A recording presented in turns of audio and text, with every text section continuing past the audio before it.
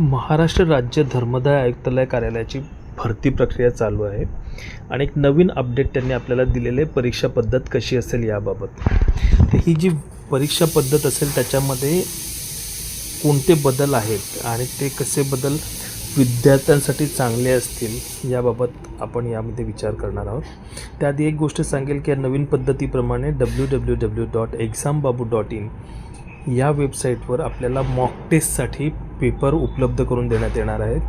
या पद्धतीप्रमाणे आपण मॉक टेस्ट जर दिल्या तर आपल्या चुका ॲक्च्युअल परीक्षेमध्ये कमी होतील आणि त्याचा बेनिफिट आपल्याला नक्कीच होईल आणि आपलं सिलेक्शनचे चान्सेस वाढतील. जर आपण सिलेक्शनच्या बाबतीत बघितलं तर एका मार्काकरता त्यांचं सिलेक्शन जातं, त्या नंबरवर जवळपास जेवढे सिलेक्ट झालेले असतात त्याच्यापेक्षा जास्त कॅन्डिडेट्स हे त्याच्या कट ऑफच्या 2-3 मार्क खाली जे कॅल्क्युलेट केले तर तेवढे असू शकतात.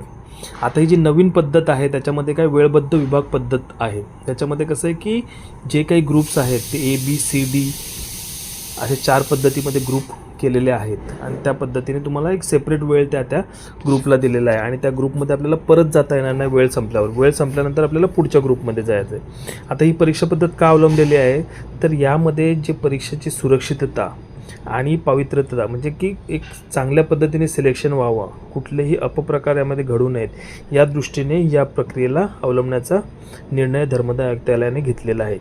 आणि त्यामुळे काय होणार की ते क्वेश्चन पेपर किंवा एखाद्याला वेळ मिळणारा आहे किंवा त्याच्यामध्ये जे अपप्रकार केले जातील ते टाळता येणं शक्य आहे. या परीक्षेमध्ये वेळबद्ध पद्धतीमध्ये कसं आहे की प्रश्नपत्रिकेचा जो पेपर आहे तो काही पेपरला 3 भागामध्ये ABC ज्याच्यामध्ये 60 क्वेश्चन्स असतील त्याला ABCमध्ये डिवाईड केलेलं आहे आणि ज्याच्यामध्ये 100 क्वेश्चन्स असतील त्याला ABCD या 4 विभागामध्ये केलेलं आहे.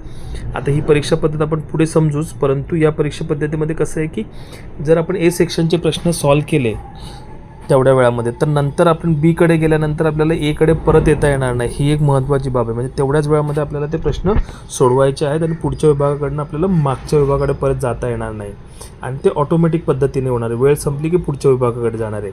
आपण फक्त ज्या ग्रुपमध्ये असाल त्या ग्रुपमध्ये आपल्याला ते प्रश्न परत तपासता येतील. समजा 25 प्रश्न A ग्रुपमध्ये आपण A ग्रुप सॉल्व करतायत, 25व्या प्रश्नापर्यंत गेलं आणि 30 मिनिटाची वेळ आणि आपल्याला परत जर त्या मागे यायचं असेल तर आपण तिथे मागे येऊ शकता. पण जर आपण B ग्रुपमध्ये गेलं नंतर आपल्याला A ग्रुपमध्ये जर काही वाटलं चुकीचं आहे किंवा करेक्ट करायचं आहे तर ते आपल्याला करता येणार नाही. आणि ही पद्धतीमुळे करणार एका विशिष्ट वेळेमध्ये विशिष्ट प्रश्न आपल्याला सोडवायचे आहेत.